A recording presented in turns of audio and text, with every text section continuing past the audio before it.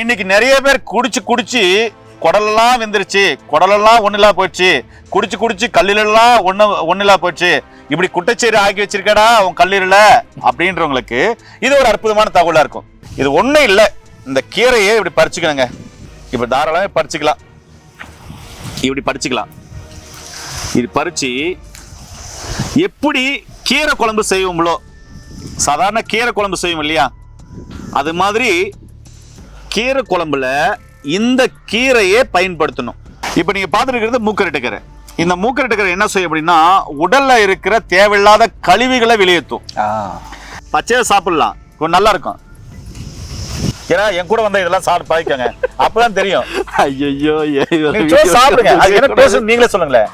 இல்ல குடிச்சு குடலெல்லாம் வெந்து போச்சு அப்படின்றவங்களுக்கு இதை நார்மலா ஆட்டுக்கால் சூப் எப்படி வைப்போம்லோ, வெஜிடபிள் சூப் எப்படி வைப்போம்லோ, அது மாதிரி எல்லா மசாலாவும் போட்டு இதையும் பறிச்சு போட்டு நல்லா கொதிக்க வச்சு காலையில் ஒரு டைம் சாயந்தரம் ஒரு டைம் சூப்பா எடுக்கிறது தவறே இல்லை. ஐயா வணக்கங்கய்யா. வணக்கம்யா, எப்படி ஐயா? நல்லா இருக்கேங்க. என் கையில ஒரு பெரிய மூலிகையை கொடுத்துருக்கிறீங்க. இது ரோட்டோரங்கள்ல நிறைய நான் பார்த்துருக்கிறேன். இது மூக்கிரட்டை இல்லையா? ஆமா, மூக்கிரட்டை மூலிகை கொடுத்துருக்கிறீங்க. ஸோ இதுல என்னென்ன மருத்துவ பலன்கள் இருக்கு, அதுலயும் குறிப்பா இந்த கிட்னி சார்ந்த பிரச்சனைகளுக்கு கொடுக்கக்கூடிய புனர்னவாசா அப்படின்னு சொல்லக்கூடிய ஆயுர்வேத மருந்துலாம் இதோட பேரை நான் பார்த்துருக்கிறேன். ஸோ இதை எளிய மக்கள் இதை எப்படி பயன்படுத்தலாம், இதுல என்னென்ன மருத்துவ குணங்கள் இருக்கு, இன்னும் என்னென்ன மருத்துவ குணங்கள்லாம் இதுல இருக்குன்னு நீங்க எங்களுக்கு தெரியப்படுத்துங்க. அற்புதமான கேள்விங்க. நேரிலே இப்ப நீங்க பாத்துருக்கிறதா ஒரிஜினல் மூக்கரட்டை கீரை. ஃபர்ஸ்ட் அதை அடையாளம் நம்ம சொல்லிடுவோம். இதுதான் பாருங்க ஒரிஜினல். இதை எப்படி அடையாளப்படுத்துறது? ஏன்னா இந்த சாரணக்கீரையும் கிட்டத்தட்ட இப்படிதான் இருக்கும் பாக்குறதுக்கு. வானத்தை நோக்கி அதனுடைய இலைகள் பாருங்க, இங்க பாருங்க. இது பாத்தீங்கன்னாக்க கீழே படிச்சிருக்கு. இதுவும் பாத்தீங்கன்னாக்க பிசு பிசுவா விட்டோம். இது விதை மூலமா இனப்பெருக்கம் செய்யறது தான்.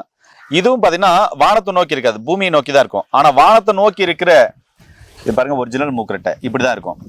வானத்தை நோக்கி இருக்கு அப்படின்னு சொன்னா அது சாரணை அப்படின்ற சொல்ற ஒரு மூலிகை. மூக்கிரட்டில சாரணை அப்படின்ற ஒரு மூலிகை. இது சக்காளத்தின்னு வேற சொல்லுவாங்க கிராமப்புறங்கள்ல. ஆமா, இது மாதிரி சாரணையிலேயே பல வகைகள் இருக்கு. இப்ப நீங்க பாக்குறது தான் ஒரிஜினல் மூக்கரட்டை, சரிங்களா? இது குப்பைக்கீரையும் இது மாதிரிதான் இருக்கும். அப்புறமா தொய்யாக்கரை இதோட கொஞ்சம் இதே ஷேப்ல ஒரு மாதிரியா இருக்கும். அதே மாதிரி இந்த சாரணக்கீரையும் பல வகைகள் இருக்குது, இதே மாதிரிதான் இருக்கும்.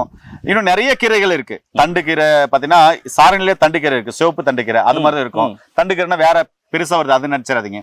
இது மாதிரி பல்வேறு வகையா இருக்கு. இப்ப நீங்க பாத்துருக்கிறது மூக்கரட்டுக்கீரை. இந்த மூக்கரட்டுக்கீரை என்ன செய்யும் அப்படின்னா உடல்ல இருக்கிற தேவையில்லாத கழிவுகளை வெளியேற்றும். இதுக்குதான் புனர்னவாசான்னு ஒரு பேர் கூட வைக்குது. அதாவது உடல்ல இருக்கிற அனைத்து உள்ளுறுப்புகள் இருக்கிற கழிவுகளை டீடாக்ஸ் பண்ணக்கூடிய வேலையை ஒரு அற்புதமா செய்யும். எல்லாருமே பாத்தீங்கன்னா கிட்னி ஃபெயிலியரை பத்தி பேசியிருப்பாங்க, கிட்னிக்கு எப்படி பயன்படுத்துன்னு பேசியிருப்பாங்க. ஆனா இன்னைக்கு நிறைய பேர் குடிச்சு குடலெல்லாம் வெந்துருச்சு, குடலெல்லாம் ஒண்ணுலா போயிடுச்சு, குடிச்சு கல்லீரலாம் ஒண்ணுலா போயிடுச்சு, இப்படி குட்டைச்சேரி ஆக்கி வச்சிருக்கடா உன் கல்லீரல அப்படின்றவங்களுக்கு இது ஒரு அற்புதமான தகவலா இருக்கும். ஏன்னா இப்ப கல்லீரல்னாவே பாத்தீங்கன்னா பெரும்பாலும் எல்லாமே கீழே நல்ல எடுப்பாங்க, வெள்ளை கஷ்லாங்கன்னு எடுப்பாங்க, முத்துக்கட்டை என்று சொல்லப்படக்கூடிய ஆமணக்கை எடுப்பாங்க. அதே மாதிரி கற்றாலுடைய வேற போடுங்கன்னா தண்டு மாதிரி பைப் மாதிரி நாளால் மாதிரி போடுவோம், இதெல்லாம் எடுப்பாங்க. அம்மன் பச்சை எடுக்கலாம். இப்படி கல்லீரலுக்காக பல மருந்துகள் இருந்தாலும் அதோட இந்த மருந்துகளை கொடுக்கும்போது எக்ஸலண்டா வேலை செய்யும். இப்ப ஃபேட்டி லிவர் இருக்கு, சரிங்களா? அது கிட்னி மட்டும் இல்லாம லிவர் டீடாக்ஸ் பண்றதுக்கும் இதை யூஸ் பண்ணலாம். ஆமா, ஃபேட்டி லிவர் கிரேட் 1 இருக்கு, கிரேட் 2 இருக்கு. டீஜெல் உடம்புல கெட்ட கொழுப்பு அளவு அதிகமாயிடுச்சு, அதே மாதிரி உடம்புல கழிவுகள் அதிகமா தேர்ந்துருச்சு, சளி அதிகமா இருக்கு அப்படின் போது சளி வெளியே வருது, அப்படி துப்புறாங்க, அப்போ சளி அதிகமா இருக்கு அப்படின்றவங்களுக்கும் இந்த மூக்கரட்டையை பயன்படுத்தலாம். இது எப்படி பயன்படுத்துன்றத ஃபர்ஸ்ட் சொல்லிடுறேன், அதுக்கப்புறம் நான் அந்த கிட்னி பிரச்சனைக்குள்ள வரேன். இது ஒண்ணும் இல்லை, இந்த கீரையை இப்படி பறிச்சுக்கணுங்க. இப்ப தாராளமே பறிச்சுக்கலாம், இப்படி பறிச்சுக்கலாம். இது பறிச்சு எப்படி கீரை குழம்பு செய்வோம்லோ, சாதாரண கீரை குழம்பு செய்வோம் இல்லையா, அது மாதிரி கீரை குழம்புல இந்த கீரையை பயன்படுத்தணும்.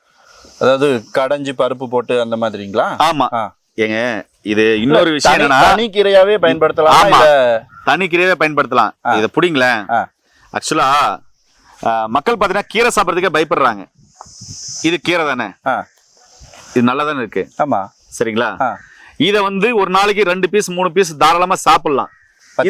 பச்சையா சாப்பிடலாம், கொஞ்சம் நல்லா இருக்கும். நீங்க சாப்பிட்டு பாருங்களேன். ஏன்னா என் கூட வந்தா இதெல்லாம் சாப்பிட்டு பழகிக்கங்க, அப்பதான் தெரியும். ஐயோ சாப்பிடுங்க, அது என்ன டேஸ்ட் நீங்களே சொல்லுங்களேன். நீங்க டேஸ்ட் எப்படி இருக்குன்னு சொல்லுங்க. ஏங்க இது வந்து சைடு எஃபெக்ட் இல்லாத மூலிகை, கசப்புலாம் எதுவுமே இல்ல. இவ்வளவுதான், ஜஸ்ட் அவ்வளவுதான். அதாவது நம்ம எதையும் சாப்பிட்டு பாக்குறது இல்ல. எப்படி இருக்குன்னா வெள்ளரிக்காய் தோலோட சாப்பிட்டா எப்படி இருக்கும் அந்த மாதிரி இருக்கு. அவ்வளவுதான். இது ஒரு சைடு எஃபெக்டும் பண்ணாது. 2 இலை தானே சாப்பிடணும். ஒரு நாளைக்கு ஒரு 2 இலையோ 3 இலையோ சாப்பிடலாம், கழுவி சாப்பிடலாம். இது யாருக்குன்னா, என்னால சமைக்கவே முடியாது, நானு தனி கட்டையா இருக்கேன், ஏதோ போற வாக்குல ஆமா பேச்சுலரா இருக்க பசங்க அப்படின்னா என்ன பண்ணும், டக்குன்னு இப்படி போடுவாங்க, இப்படி படிச்சு நான் 4 இலைய அப்படின்னு சாப்பிட்டு போயிடலாம். நான் இதுக்காக சொல்ல வரேன். கடைசியில லைட்டா காரமா இருக்கு, கொஞ்சம் காரம் இருக்குதானே செய்யும். ஏன்னா இதனுடைய பவர் அது மாதிரி இருக்கு.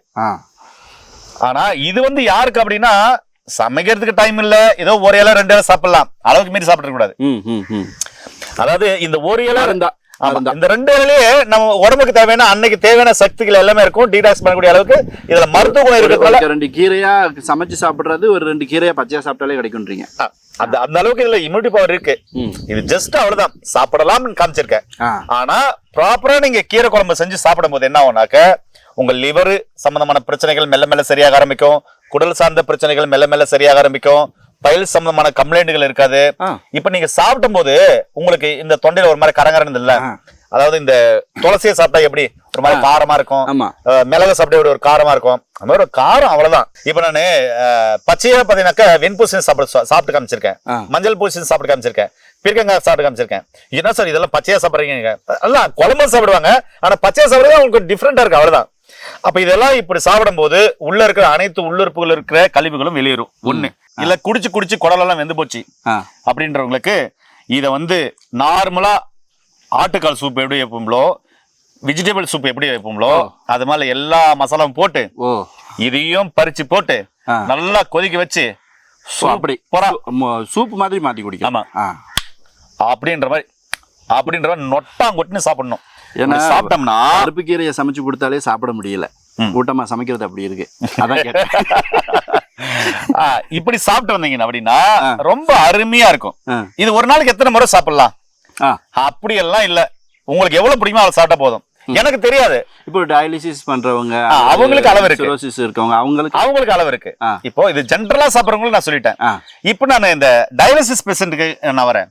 இப்ப கிட்னி ஃபெயிலியர் ஏன் வருது அப்படின்னா, பிபி அதிகமான வரும், வலி மாத்திரைகள் அதிகமா பயன்படுத்தினா வரும், நிறைய போதை பழக்கங்கள் ட்ரிங்க்ஸ் எடுத்து ஸ்மோக் பண்ணா கண்டிப்பா வரும். இருக்கிற கூல் ட்ரிங்க்ஸ் அப்புறம் இந்த கலர் முட்டாய்களை சாப்பிட்டாலும் இந்த பிரச்சனை. ஆமா, இப்ப இருக்கிற நவீன கூல் ட்ரிங்க்ஸ்கள், அதுக்கப்புறம் செயற்கையா இருக்கிற கூல் ட்ரிங்க்ஸ்கள், இதெல்லாமே எது இயற்கைக்கு முரம்பா இருக்கோ, இயற்கைக்கு ஆப்போசிட்டா இருக்கோ, அது எல்லாமே ஒரு மனிதனுடைய லிவரையும் கிட்னியும் கண்டிப்பா அஃபெக்ட் பண்ணும்.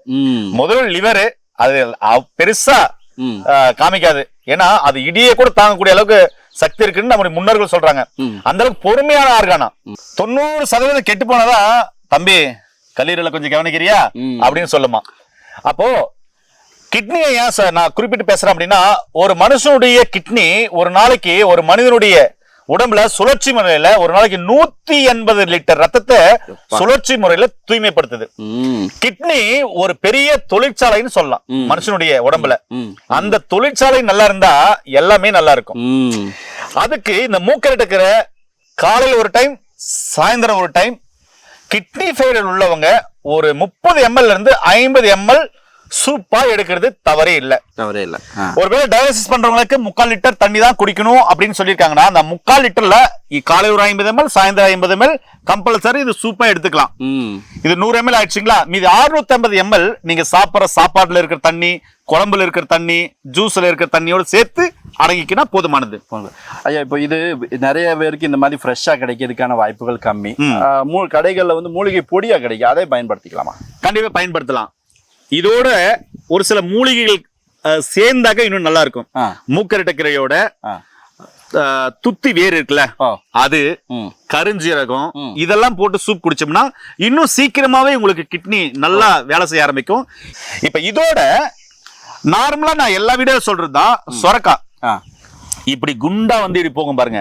ஆமா. குட சொரவை அது எடுத்துக்கிறது ரொம்ப ரொம்ப நல்லது. அதுவும் பிஞ்சே எடுக்காம முத்தண்டாம எடுக்காம நடுத்தர சொரக்காயா சும்மா ஒரு கத்தி வச்சு கொத்தினா டக்குன்னு உள்ள போனோம். அது அதனோட தோல் செதை விதையோட போட்டு அப்படியே நல்லா உப்பு இல்லாம வறுத்து, அத உப்பு இல்லாம கொஞ்சம் தண்ணி ஊத்தி அப்படியே அதுலயே கொதிக்க வச்சு, என்ன வேண்டாம், எதுவுமே வேண்டாம், கொதிக்க வச்சு அப்படியே அதை எடுத்து காலையில ஒரு 100 கிராம், சாயந்தரம் ஒரு 100 கிராம் அதை சாப்பிடும் போது அதுல மேக்சிமம் 90% தண்ணி தான் இருக்கும். அந்த தோல் எல்லாம் ரொம்ப கல்லு மாதிரி இருக்கு. நான் அதான் சொன்னேன், ரொம்ப முத்தந்து எடுக்காதீங்க, ரொம்ப இலசாவும் வேணாம், கொல கொலன்னு போயிடும். முத்தந்து எடுத்தீங்கன்னா நடுக்கணும். அப்போ காய் எடுத்தீங்கன்னா சாப்பிடறதுக்கு சூப்பரா இருக்கும். இப்போ வெண்பூசணி சாப்பிட உப்பு மிளகு எதுவும் சேர்க்க கூடாதா? கிட்னி ஃபெயிலியர் உள்ளவங்க கம்பல்சரி உப்பு சேர்த்திக்கவே கூடாது. ஒரு சிலர் என்னவங்க நாக்குக்கு சொன்னையா யாரும் வெளியே போயிட்டு கொஞ்சம் உப்பு எடுத்து குழம்பு போட்டு சாப்பிடுறது. அதாவது கிட்னி ஃபெயிலியருக்கு உப்பு எதிரி. உப்பு மட்டும் இல்ல, ஒரு சில உணவுகளும் எதிரி. இப்போ நான் ஏன் கிட்னி ஃபெயிலியர் உள்ளவங்க நான் வாழைப்பழம் கூட சாப்பிடக்கூடாது, அது பொட்டாசியம் அதிகமா இருக்கு. நம்ம அறிவியல் பூர்வமா பேசினா வேற மாதிரி போயிடும். இப்ப மக்கள் பெரும்பாலும் பாமர மக்களுக்கும் புரியும் இல்லையா, அதனால பேசுகிறேன். அதனால கிட்னி ஃபெயிலியர்களும் உப்பு கம்பல்சரி எடுக்கக்கூடாது. பால் சார்ந்த உணவுகள் நிறைய எடுக்கக்கூடாது. பழங்கள் நிறைய எடுக்கக்கூடாது. அதுவும் முக்கியமா ஆப்பிள் பழம் 1 பீஸ் எடுக்கலாம். கொய்யா பழம் இருக்கு அப்படின்னு சொன்னா அது 1 பீஸ் எடுக்கலாம். ஆசைக்கு கீரையில கம்பல்சரி மூக்கரை எடுக்கிறது மட்டும் தான் சாப்பிடணும். அடிஷனலா சாப்பிடணும் ஆசைப்பட்டீங்கன்னா வெந்தயக்கீரை சாப்பிடலாம். சரிங்களா? மீதி காயில நீர் காய்கறிகள் எடுத்துக்கலாம். அதுலயும் ரிச் ஃபைபர் இருக்க காய்கறிகள் எடுத்துக்கலாம். சொரைக்காய், வெள்ளை பூசணி மாதிரி காயின் முறை எல்லா காயுமே கம்பல்சரி கிட்னி ஃபெயிலியர்களுக்கு ஏற்றது. அது நம்ம தமிழ்நாட்டு காய்கள். நான் வந்து கேரட் பீட்ரூட் எல்லாம் சொல்லவே இல்லை. காயின் முறது ரொம்ப இம்பார்ட்டன்ட் சொல்ல வரேன். அப்ப இது மாதிரி நீங்க எடுக்கும்போது சொரக்காய் கூட்டு ஒரு நாளைக்கு 2 முறை சாப்பிடும் போது கண்டிப்பாவே உங்களுடைய ஈஜிஎஃப்ஆர் லெவல் படிப்படியா இன்க்ரீஸ் ஆக ஆரம்பிக்கும். இதோடு சேர்த்து சித்த மருத்துவத்துல நிறைய மருந்துகள் இருக்கு. ஐயா, இப்போ இந்த டயாலிசிஸ் பண்றவங்க ஏற்கனவே நிறைய மருந்து மாத்திரைலாம் சாப்பிடுவாங்க, அவங்களுமே இதை எடுத்துக்கலாமா? 100% எடுத்துக்கலாம். அதனால தானே பேசிக்கிறேன். அதாவது சொல்லப்போனா ஏன்னா வீடியோ பார்த்துட்டு அந்த ஒரு டவுட்டை மனசுல வச்சுக்கிட்டு அவங்க வந்து கேட்பாங்க. நான் ஏற்கனவே மருந்து மாத்திரை சாப்பிட்டுட்டு இருக்காங்க. ஐயா, வாரத்துக்கு 3 முறை டயாலிசிஸ் பண்றவங்களும் கம்பல்சரி இதை எடுத்துக்கலாம். அவங்களுக்கு ஒரு அளவு தண்ணி வச்சிருப்பாங்க. அது 600 ml இருக்கலாம், 750 ml இருக்கலாம், 1 லிட்டரா இருக்கலாம். சரிங்களா? அவங்க உடல்நிலையை பொறுத்து அவங்க எல்எஃப்டி எவ்வளவு லெவல் இருக்குன்னு பார்ப்பாங்க. ஈஜிஎஃப்ஆர் ரொம்ப கம்மியாச்சு, 6-7 தான் இருக்கு, கிரேட்டின் வந்து 10-15 போயிடுச்சு, யூரியா எகிரிடுச்சு, ஹெச்பி கம்மியாயிருச்சு அப்படின்றவங்களுக்கு அளவு தண்ணி சொல்லியிருப்பாங்களா, அந்த தண்ணியில இது அடைக்கணும்னு சொல்ல வரேன். அதே மாதிரி தண்ணி அளவுக்குள்ளேயே இதுவும் இருந்துக்கணும் கம்பல்சரி. ஆமா. அதே மாதிரி கிட்னி ஃபெயிலியர் ஆனவங்களை பார்த்துட்டு இருக்கிற நேர்களுக்கு சொல்ல வரேன் என்னன்னா, ஒரு 6 மாசம் குழந்தை, ஒரு 5 மாசம் குழந்தை எப்படி கவனிச்சுப்பீங்க? பார்த்து கவனிச்சுப்பீங்களா? குழந்தைக்கு பசி எடுக்குதா, குழந்தைக்கு பால் தேவைப்படுதா, குழந்தை அழுதா, ஆடுறதுக்கான காரணம் வயிற்று வலியா, தூங்குதா, இப்படின்னு பார்த்து பார்ப்பாங்களா? அது மாதிரி டயாலிசிஸ் பேஷண்ட்டை நீங்க பார்த்து குழந்தை மாதிரி பார்த்துக்கினீங்கன்னா ஒரு சில மண்டலங்கள்ல அவங்க பிரச்சனைகளை வந்து மெல்ல ரிவீல்ஸ் பண்ணிடலாம். 100%. ஐயா, ரொம்ப அற்புதமான தகவல்களை வந்து ஐயா கிட்ட கேட்டு தெரிஞ்சுக்கிட்டோம். இந்த மூக்கரட்டை வந்து நம்ம எல்லாருமே வந்து கிட்னிக்கு தான் நினச்சிக்கிட்டு இருக்கோம், ஆனால் லிவருக்கும் அது ரொம்ப பயனுள்ளதாக இருக்கும், மலச்சிக்கல் பிரச்சனைக்கும் பயனுள்ளதாக இருக்கும்னு சொல்லியிருக்காங்க. இந்த மூலிகையை நீங்கள் பயன்படுத்துறதுக்கு பொடி வடிவத்தில் கிடைக்குது, கஷாய வடிவத்தில் கிடைக்குது, சிரப் வடிவத்தில் கிடைக்குது. ஆனால் நீங்கள் அருகில் இருக்கக்கூடிய சித்த மருத்துவர்கிட்ட அல்லது பாரம்பரிய வைத்தியர்கிட்ட போய் ஒரு ஆலோசனை கேட்டு உங்களோட ரிப்போர்ட்டெல்லாம் காணிச்சு அவங்களோட ஆலோசனைப்படி எடுக்கும்போது, ஏன்னா எல்லாருக்கும் ஒரே மாதிரி உடல் அமைப்பு இருக்காது. இப்போ ஒருத்தருக்கு முன்ன பின்ன இருக்கும்போது அவங்க நாடி பார்த்து உங்க உடல் அமைப்பை பார்த்து சொல்லும்போது அது உங்களுக்கு இன்னும் கூடுதல் பயனுள்ளதா இருக்கும், இன்னும் சீக்கிரமா குணமாகறதுக்கும் இருக்கும். இது கூடவே சில பத்திய உணவு முறைகளையும் அவங்க சொல்லுவாங்க, அதையும் சேர்த்து நீங்க ஃபாலோ பண்றது ரொம்ப ரொம்ப நல்லது. ஐயா, ரொம்ப ரொம்ப அற்புதமான தகவலை கொடுத்தீங்க. மிக்க நன்றிங்க.